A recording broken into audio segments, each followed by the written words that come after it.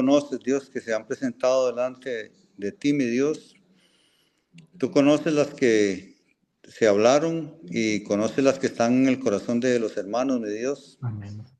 Te quiero pedir también una bendición y sabiduría para que el hermano Eric Dios nos transmita el mensaje de Dios, que lo entendamos y que podamos ponerlo en práctica, mi Señor.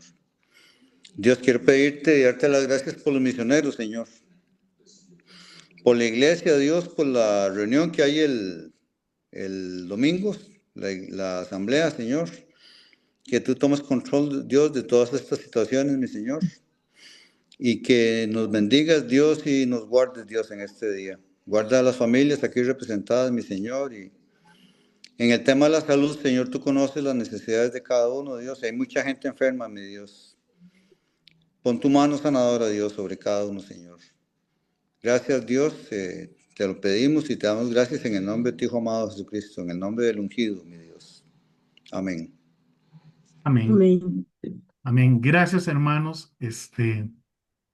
Bueno, vamos a comenzar entonces con ok, ya me cerraron la puerta. Es que hay de los nietillos ahí y son un terremoto.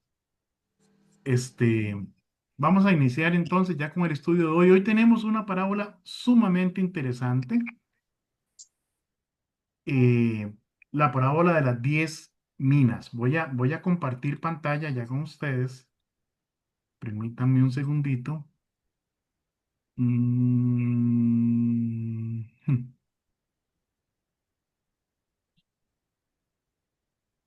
ok. Díganme si están viendo la pantalla ya en este momento. Sí, señor. Perfecto. Entonces vamos a arrancar con la parábola de las 10 minas. Eso está en Lucas 19, 11 al 27. Lucas 19, 11 al 27. Y vamos a ver, hermano Alex, ¿le gustaría, ¿le gustaría leer el pasaje para nosotros? Amén, claro que sí. Vamos a leerlo. Lucas 19, 11 al 27. Con mucho gusto. Poneme anteojos porque ya me cuesta ver la letrita esta pequeña. Amén. Bienvenida, hermanita Gretel. Bueno, vamos a ver. En el nombre de nuestro Señor Jesucristo, dice así la palabra. Oyendo ellos estas cosas, prosiguió Jesús y dijo una parábola, por cuanto estaba cerca de Jerusalén. Y ellos pensaban que el reino de Dios se manifestaría inmediatamente.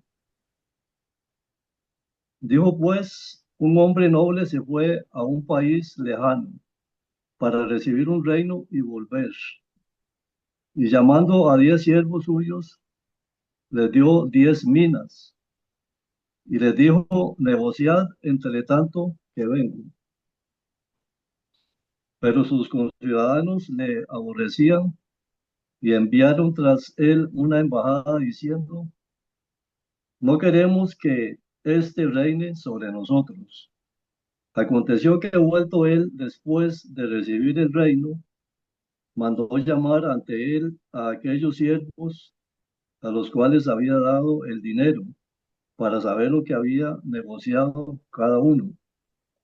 Vino el primero diciendo, Señor, tu mina ha ganado 10 minas.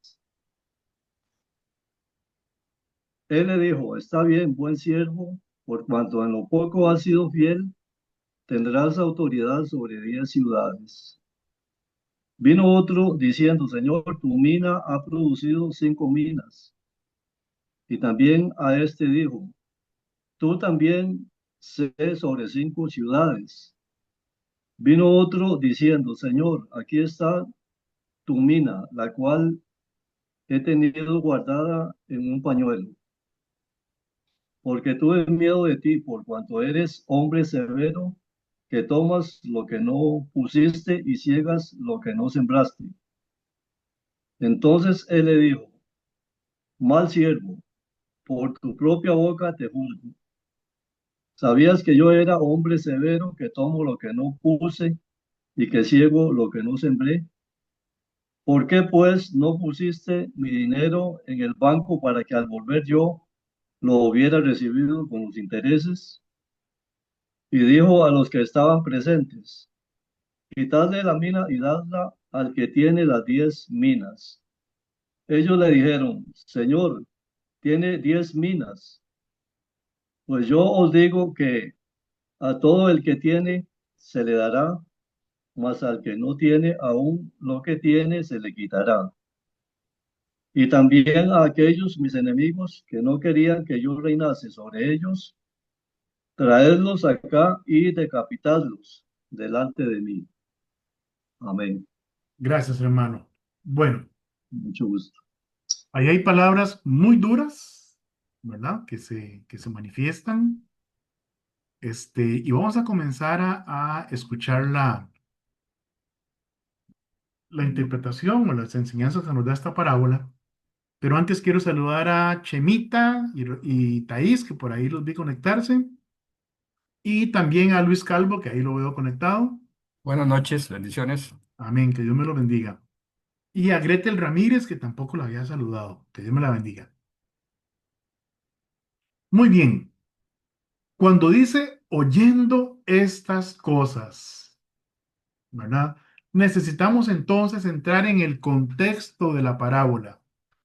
Oyendo ellos estas cosas, prosiguió Jesús y dijo una parábola por cuanto estaba cerca de Jerusalén y ellos pensaban que el reino de Dios se manifestaría inmediatamente. Entonces, para comprender esta parábola, tenemos que aclarar, o es importante aclarar la razón por la cual Jesús se las refiere a ellos y también quiénes son ellos, a quién le está hablando Jesús. Para entender eso, tenemos que retroceder a Lucas 19, 1 al 10, y hacernos algunas preguntas para poder analizar el texto. Y Lucas 19, 1 al 10 es un texto muy conocido porque es la historia de Saqueo. Entonces dice, Lucas 19, 1 al 10, y habiendo entrado Jesús en Jericó, iba pasando por la ciudad. Y sucedió que un varón llamado Saqueo, que era jefe de los publicanos y rico, vean esos énfasis ahí, un varón llamado Saqueo, jefe de los publicanos y rico, procuraba ver quién era Jesús, pero no podía a causa de la multitud, pues era pequeño de estatura y corriendo delante subió a un árbol sicómoro para verle, porque había de pasar por ahí. Cuando Jesús llegó a aquel lugar, mirando hacia arriba, le vio y le dijo, Saqueo, date prisa, desciende, porque hoy es necesario que pose yo en tu casa. Entonces él descendió a prisa y le recibió gozoso. Al ver esto, todos murmuraban. ¿Quiénes todos? La multitud que estaba por ahí, también tratando de ver a Jesús, diciendo que había entrado a posar con un hombre pecador. Claro, jefe de publicanos, pecador de pecadores, ¿verdad? Y rico, posiblemente a costillas de los mismos judíos. Entonces Saqueo, puesto en pie, le dijo al Señor, he aquí, Señor, la mitad de mis bienes doy a los pobres, y si en algo he defraudado a alguno, se lo devuelvo cuadruplicado. Eso manifiesta el cambio que creó Jesús en el corazón y en la vida de Saqueo. Jesús le dijo, hoy ha venido la salvación a esta casa por cuanto también él es hijo de Abraham, porque el Hijo del Hombre vino a buscar y salvar lo que se había perdido. Entonces, ¿quiénes eran ellos los que oyeron esas cosas en el verso 11 de nuestra parábola? Oyendo ellos estas cosas, el verso 7 nos da una pista de quiénes eran. Dice, al ver esto, todos murmuraban diciendo que había entrado a posar con un hombre pecador. Ya hemos explicado en otros estudios cuál es el concepto de publicano y de pecador para los judíos. Y vea que aquí le aplican los dos calificativos a Saqueo, jefe de publicanos y pecador. Ahora, ¿quién era el hombre pecador? Bueno, y sucedió que un varón llamado Saqueo, que era jefe de los publicanos y rico, él era el hombre pecador. ¿Y quiénes eran todos? La respuesta está en el versículo 3 de Lucas 19. procuraban ver quién era Jesús, pero no podía a causa de la multitud, pues era pequeño su estatura. Entonces el verso 7 que dice que todos murmuraban, diciendo que Jesús había entrado a la casa de un pecador, eso todo se refiere a la multitud que estaba ahí, porque no ha llegado cualquier persona.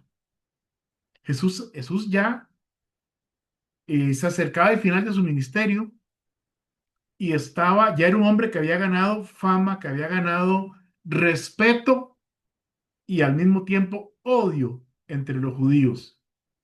Entonces, había quienes creían en él y había quienes, como vamos a ver más adelante, lo que querían era matarlo. Entonces, todos era la multitud. ¿Y qué fue lo que oyeron? ¿Qué fue lo que oyeron? Porque dice el verso 11 de nuestro pasaje, ¿verdad?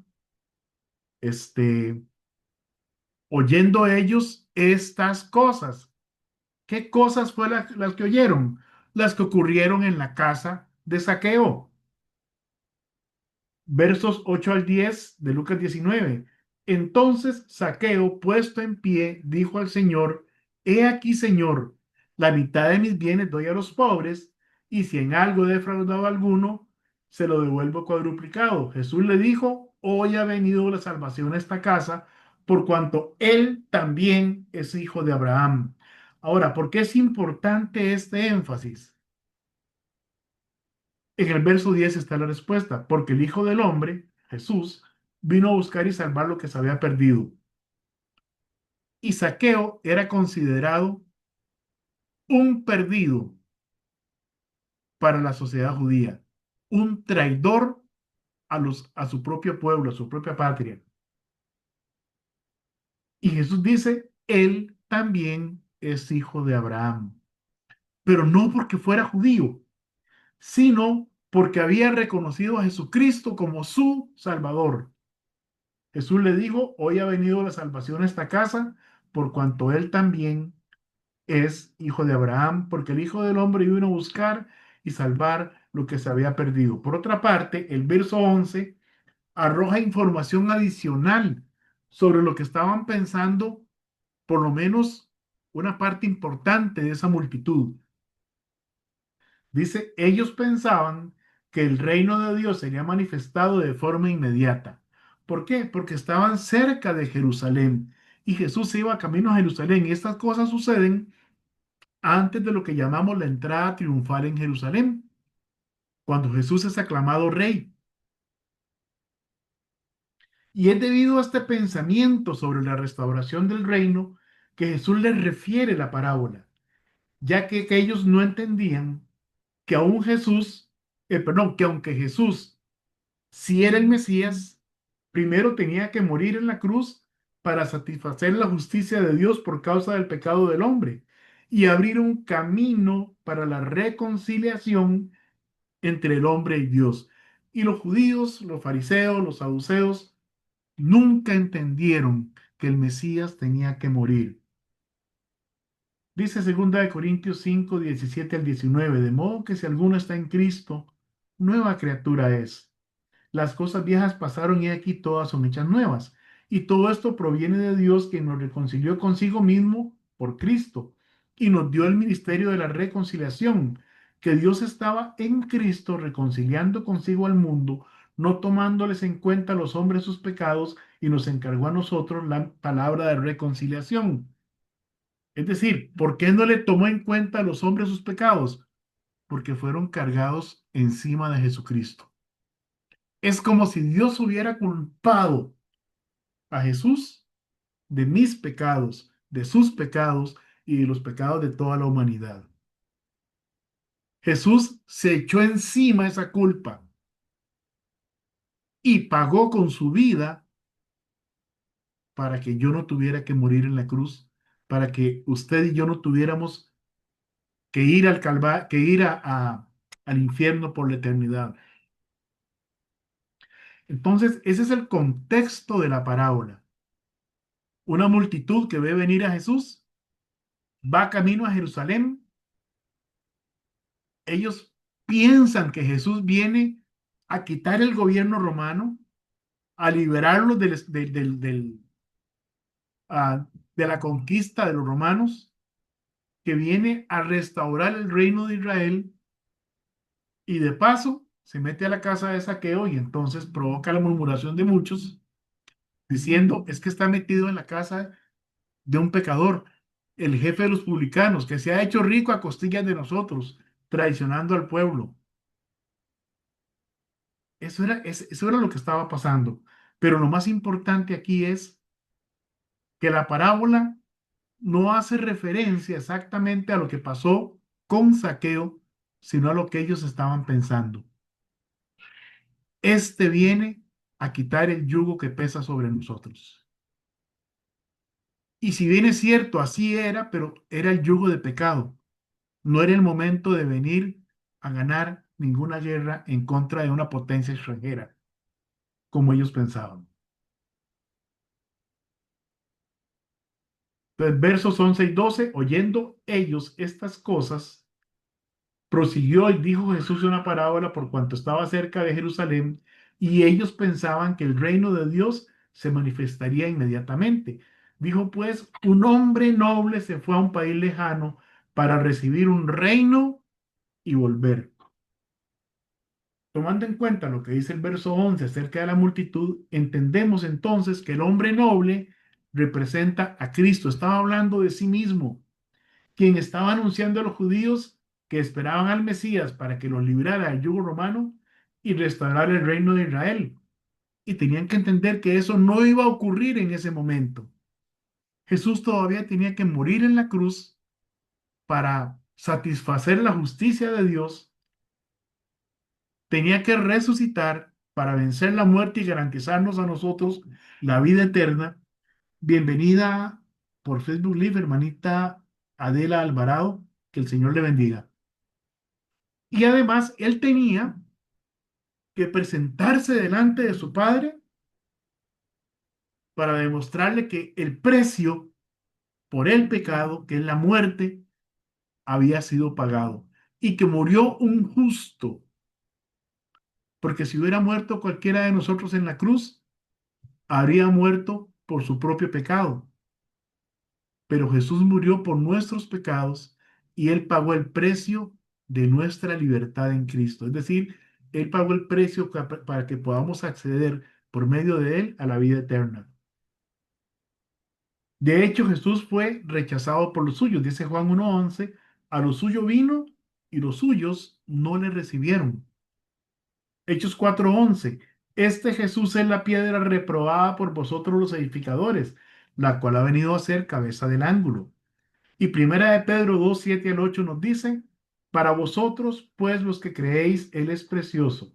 Pero para los que no creen, la piedra que los edificadores desecharon ha venido a ser cabeza del ángulo y piedra de tropiezo y roca que hace caer porque tropiezan en la palabra, siendo desobedientes, a lo cual también fueron destinados. Entonces,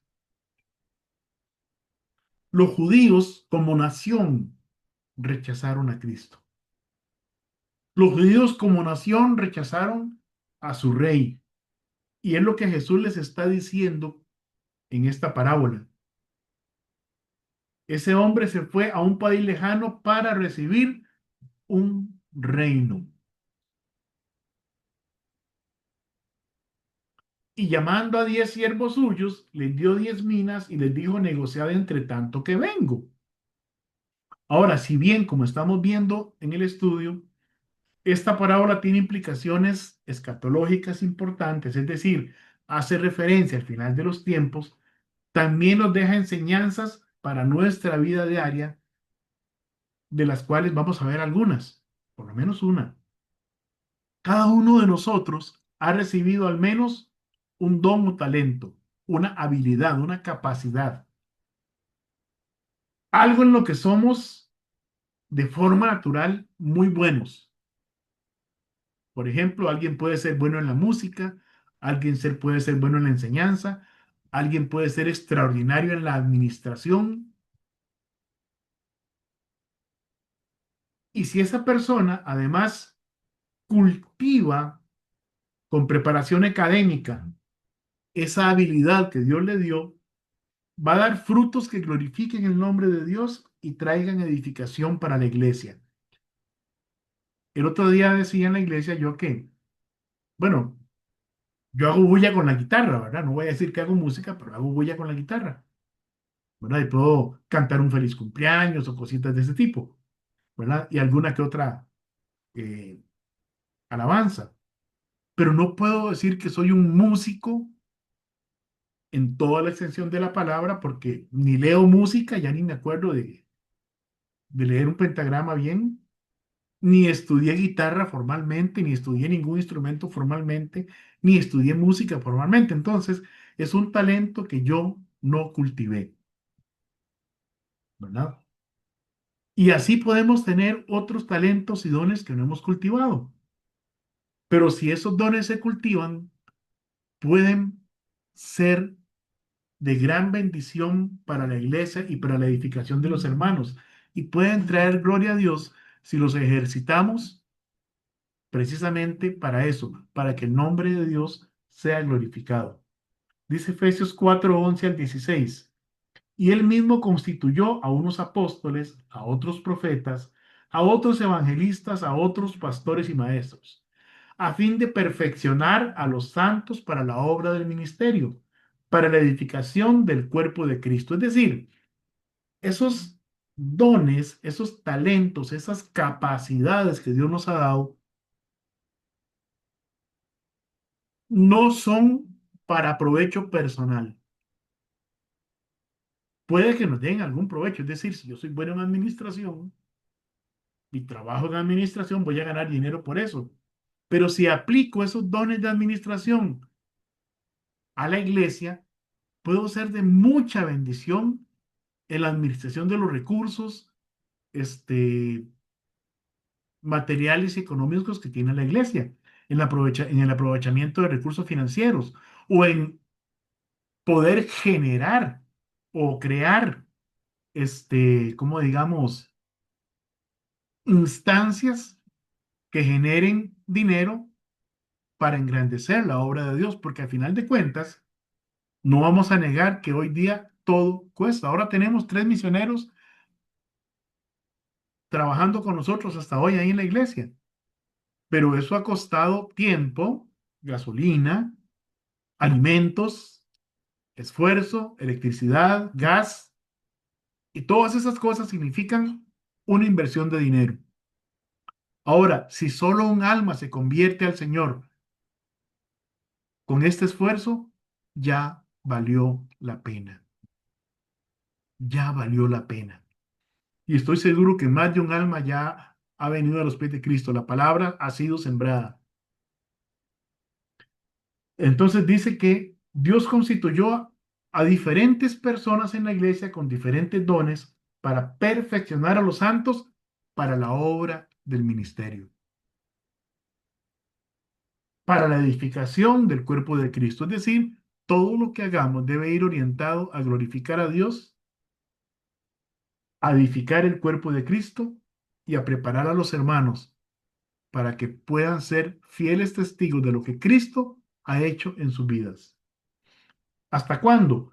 Hasta que todos lleguemos a la unidad de la fe y del conocimiento del Hijo de Dios. Estoy en Efesios 4:11 al 16, verso 13 en adelante. Hasta que todos lleguemos a la unidad de la fe y del conocimiento del Hijo de Dios, a un varón perfecto, a la medida de la estatura de la plenitud de Cristo, para que ya no seamos niños fluctuantes, llevados por doquiera de todo viento de doctrina, por estratagema de hombres que para engañar emplean con astucia las artimañas del error, sino que siguiendo la verdad en amor crezcamos en todo en aquel que es la cabeza, esto es en Cristo, de quien todo el cuerpo bien concertado y unido entre sí por todas las coyunturas que se ayudan mutuamente, según la actividad propia de cada miembro, recibe su crecimiento para ir edificándose en amor.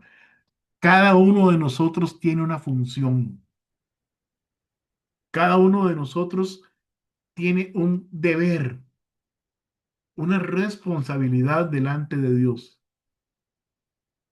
No todos vamos a predicar, no todos vamos a cantar, no todos vamos a hacer misiones, no todos tienen don de evangelista, pero todos podemos testificar de Jesucristo. absolutamente todos podemos testificar de Jesucristo. Hay quienes tienen un don especial para la consejería. Cultive ese don, la falta que está haciendo en la iglesia. Le doy gracias a Dios que mi esposa está certificándose en consejería. Todo este año la ha pasado estudiando y va terminando como en abril del año entrante. Bueno, gloria a Dios, porque ella quiere desarrollar un ministerio de consejería en la iglesia, pero si usted tiene esa vocación, estudie, prepárese para que con propiedad pueda ejercer ese ministerio, para que cultive el don que Dios le ha dado para edificación del cuerpo de Cristo.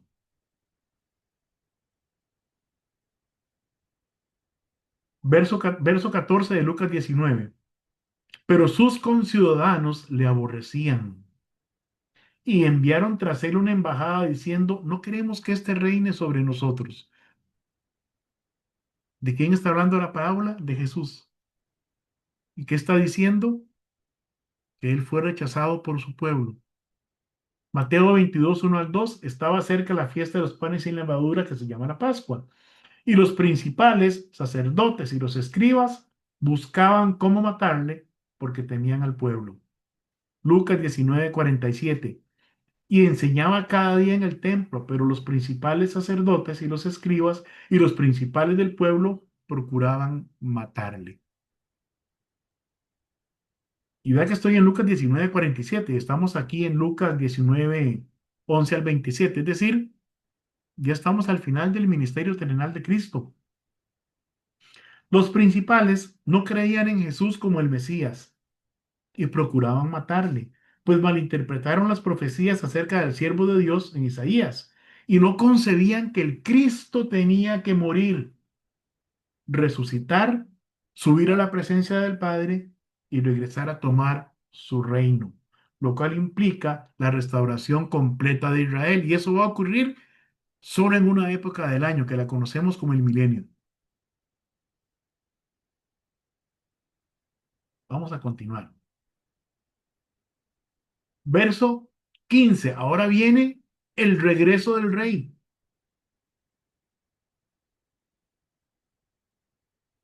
Vamos a ver. Un segundito.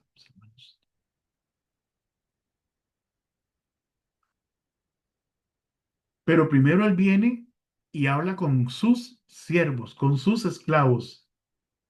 Aconteció que vuelto él, después de recibir el reino, ahora sí, el padre le da el reino al hijo y él viene a establecerlo.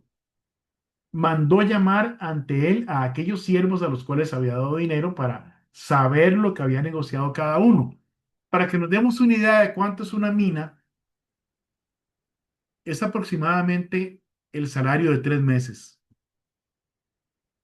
Es decir, unos 90 denarios, una cosa así. Bueno, que era mucho dinero para ellos en ese momento. Aconteció que vuelto él después de recibir el reino, mandó llamar ante él a aquellos siervos a los cuales había dado dinero para saber lo que había negociado cada uno. Vino el primero diciendo, Señor, tu mina ha ganado 10 minas. Él dijo, está bien, buen siervo. Por cuanto en lo poco has sido fiel, tendrás autoridad sobre 10 ciudades. Vino otro diciendo, Señor, tu mina ha producido 5 minas. Y también a este dijo, tú también sé sobre 5 ciudades. Vino otro diciendo, Señor, aquí está tu mina. La he tenido guardada en un pañuelo porque tuve miedo de ti, por cuanto eres hombre severo, que toman lo que no pusiste y ciegan lo que no sembraste. Entonces él dijo, mal siervo, por tu propia boca te juzgo. Sabías que yo era hombre severo, que tomo lo que no puse y que ciego lo que no sembré. ¿Por qué pues no pusiste mi dinero en el banco para que al volver yo lo hubiera recibido con los intereses? Y dijo a los que estaban presentes, quitadle la mina y dadla al que tiene 10 minas. Ellos le dijeron, Señor, tiene 10 minas. Pues yo digo que a todo el que tiene se le dará, mas al que no tiene, aún lo que tiene se le quitará. Este pasaje tiene muchas implicaciones. Voy a concentrarme en el hecho de que Dios nos ha dado a cada uno al menos una capacidad, por lo menos una,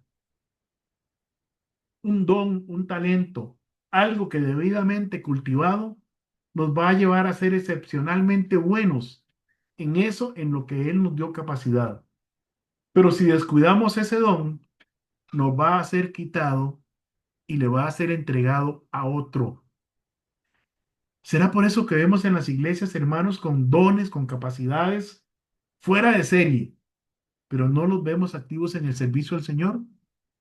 Los vemos ahí sentados, tal vez un hermano con una voz maravillosa y no sirve al Señor en la alabanza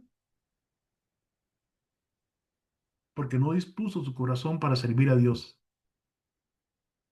Y o perdió la voz o sigue teniendo la voz, pero no tiene oportunidad porque el Señor se la ha cerrado. O un hermano que tiene una capacidad excepcional para evangelizar, para atraer personas cuando él habla de Cristo. Sin embargo, lo vemos ahí callado porque nunca quiso cultivar ese don, nunca quiso ejercerlo para la gloria de Dios y entonces Dios le dio ese don a otra persona. Le dio la oportunidad a otro. Él sigue siendo locuaz, él sigue siendo elocuente, pero ya no puede servir porque el Señor no lo usa. Hablando en términos de futuro, ¿cuántas coronas estamos dejando de recibir porque otros están haciendo aquello para lo que el Señor nos dio una habilidad especial? ¿Cuántas coronas estoy dejando de recibir por no ejercer el don que Dios me dio? ¿Hemos descuidado el don que hay en nosotros? ¿Estamos dejando que otros tomen nuestra recompensa por servir al Señor? 1 Timoteo 4, 14 y 15 nos dice, no descuides el don que hay en ti, que te fue dado mediante profecía con la imposición de las manos del presbiterio. Ocúpate en estas cosas, permanece en ellas, para que tu aprovechamiento sea manifiesto a todos. A Timoteo le habían impuesto las manos y lo habían ordenado para el ministerio pastoral, para la enseñanza. Probablemente era muy bueno en la enseñanza. Y Pablo le dice, no descuides el don que hay en ti.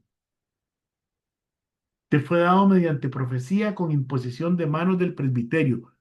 Es decir, los líderes de la iglesia impusieron sus manos sobre él. Mantente ocupado en estas cosas, permanece en ellas, para que tu aprovechamiento sea manifiesto a todos. Es decir, que todos puedan ver esa obra y glorifiquen a Dios. Apocalipsis 3:11 dice, he aquí yo vengo pronto, retén lo que tienes, para que ninguno tome tu corona. ¿Cuántas coronas habremos dejado escapar por no servir al Señor en aquello en lo que Él nos ha capacitado? Y usted dirá, yo estoy muy joven. Y yo diré, yo estoy muy viejo. Es que Dios no está preguntando la edad de sus hijos ni de sus siervos.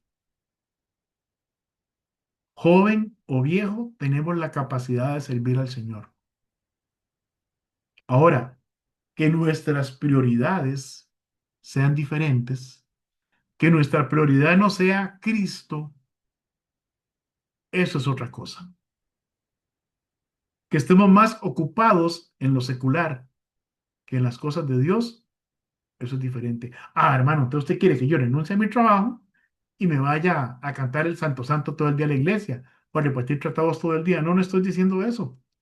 Estoy diciendo que en mi trabajo, en su trabajo, en sus estudios, usted puede dar testimonio de Cristo. Vea, mi hermano, es que donde yo trabajo. Si uno saca un tratado o habla del Señor, lo echan.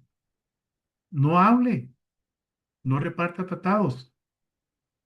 Trabaje como si el que está supervisándolo es el mismo Señor Jesucristo.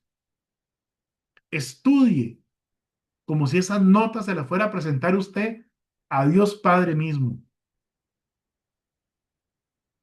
haga su trabajo como si el patrón se llamara Jesucristo, el Hijo del Dios viviente. Y usted va a estar testificando de Cristo. Usted no va a necesitar llegar donde las personas a decirle yo soy cristiano. Ellos van a llegar donde usted va a decirle, porque usted es cristiano, le voy a pedir que ore por mí. Eso es lo que va a suceder en su vida. Como me decía un cliente, Erillo, yo sé que vos tenés conexión con el de arriba. Me está pasando esto, quiero que ores al Señor. Aquí estuvimos orando por un niñito, el sobrino de una ex compañera de colegio, y se acuerdan que ella nos mandó la foto del niñito o de la niñita, ¿verdad? También estuvimos orando por la sobrina del hermano David, el de Torreón, Coahuila, México. Y Dios nos ha respondido. También estuvimos orando por por Arturo. Arturo, que hoy no está con nosotros porque su condición no es exactamente la mejor, pero aún así Arturo ha sobrevivido 2 años por encima de otros que fueron diagnosticados con él. Y bueno, si está llegando su hora de partir al Señor, son 2 años en los que ha glorificado al Señor con su vida y ha sido un ejemplo para nosotros. Y seguimos orando por Arturo. ¿Y quién quita un quito? Lo tenemos un año más, o un mes más, o 10 años más. Eso no lo sabe nadie. Él está pasando por el camino que el Señor le trazó. Y como él mismo dice, hasta su último aliento, lo que él va a hacer es dar gloria a Dios. Y eso no significa que no pueda entristecerse. No significa que no pueda desanimarse. Es muy duro lo que ese hermano está pasando. Pero no ha dejado de cultivar y de ejercer el don que Dios le dio a él. Y ha sido un ejemplo a seguir por todos nosotros.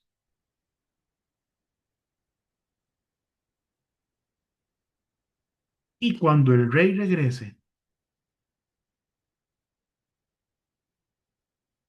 verso 27, también a aquellos mis enemigos que no querían que yo reinase sobre ellos, traedlos acá y decapitadlos delante de mí. Duras palabras. En la misma enseñanza es evidente que el Señor conocía los pensamientos de quienes lo rechazaban y buscaban matarle, desconociendo que él ya estaba dispuesto a ir a la cruz a morir por amor a ellos. Y anuncia que a su regreso, y estamos hablando ya después de la tribulación, después de la gran tribulación, los que se opusieron a su reino, aquí la referencia es al final de la tribulación en la guerra de Armagedón, serán destruidos. Dice Daniel 2:44. Y en los días de estos reyes, el Dios del cielo levantará un reino que no será jamás destruido, ni será el reino dejado a otro pueblo. Desmenuzará y consumirá a todos estos reinos, pero él permanecerá para siempre. Apocalipsis 19, 11 al 21, y con eso estamos terminando, hermanos. Entonces vi el cielo abierto, y he aquí un caballo blanco, y el que lo montaba se llamaba Fiel y Verdadero, y con justicia juzga y pelea. Sus ojos eran como llama de fuego, y había en su cabeza muchas diademas, y tenía un nombre escrito que ninguno conocía, sino él mismo. Estaba vestido de una ropa teñida de sangre, y su nombre es el Verbo de Dios. Y los ejércitos celestiales, vestidos de lino finísimo, blanco y limpio, le seguían en caballos blancos. De su boca sale una espada aguda para herir con ella a las naciones, y él las regirá con vara de hierro, y él pisa el lagar del vino del furor de la ira del Dios Todopoderoso. Y en su vestidura y en su muslo tiene escrito este nombre: Rey de Reyes y Señor de Señores. Y vi un ángel que estaba en pie en el sol y clamó a gran voz diciendo a todas las aves que vuelan en medio del cielo: venid y congregaos a la gran cena de Dios, para que comáis carnes de reyes y de capitanes, y carnes de fuertes, carnes de caballos y de sus jinetes, y carnes de todos, libres y esclavos, pequeños y grandes. y vi a la bestia, a los reyes de la tierra y a sus ejércitos reunidos para guerrear contra el que montaba a caballo y contra su ejército. Y la bestia fue apresada y con ella el falso profeta que había hecho delante de ella las señales con las cuales había engañado a los que recibieron la marca de la bestia y habían adorado su imagen. Estos dos fueron lanzados vivos dentro de un lago de fuego que arde con azufre, y los demás fueron muertos con la espada que salía de la boca del que montaba a caballo, y todas las aves se saciaron de las carnes de ellos. Así de fuerte va a ser el juicio de Dios sobre las naciones y sobre todos aquellos que le rechacen. Y usted dice, hermano, pero eso es durante la tribulación. Ajá. Pero si una persona no tiene a Jesucristo, si una persona no se ha arrepentido genuinamente delante de Dios para conocer a Jesús como su Salvador personal, para pedir a Dios perdón por su pecado, esa persona podría morir sin Cristo y estaría condenada eternamente al infierno, sin remedio. O esa persona podría pasar a la tribulación y tener que vivir esos 7 años en donde pestes, guerras, desastres y calamidades caerán sobre la tierra como nunca antes en la historia de la humanidad, porque la ira de Dios va a ser derramada sobre la tierra. Y aquellos que quieran buscar a Dios tendrán que poner su vida en riesgo, si no es que morir, para poder, para evitar más bien unirse a las fuerzas de la bestia y del falso profeta. No deseo que nadie que nos escuche hoy o en diferido en algún momento, por Facebook o por YouTube, ah, tenga que llegar a esto. No quisiera que nadie muera sin Cristo y no quisiera que nadie tenga que pasar por la gran tribulación. Lamentablemente son miles de millones los que van a pasar por ahí. Pero nosotros podemos hacer el cambio, aunque sea para una persona. Como hijos de Dios, se nos ha encomendado el ministerio de la reconciliación. Y es nuestro deber, cada vez que tengamos oportunidad, testificar de Cristo a aquellos que aún no le conocen. Que Dios les bendiga, hermanos. Vamos a terminar aquí con la transmisión. Voy a terminar la transmisión en vivo. Permítame un segundito. Gracias, hermanita Adela Alvarado, hermana Esperanza Pardo, y a los que nos ven por Facebook Live y nos siguen. Gracias. Espero que este mensaje haya sido de edificación para sus vidas. Y ahora vamos a terminar la grabación.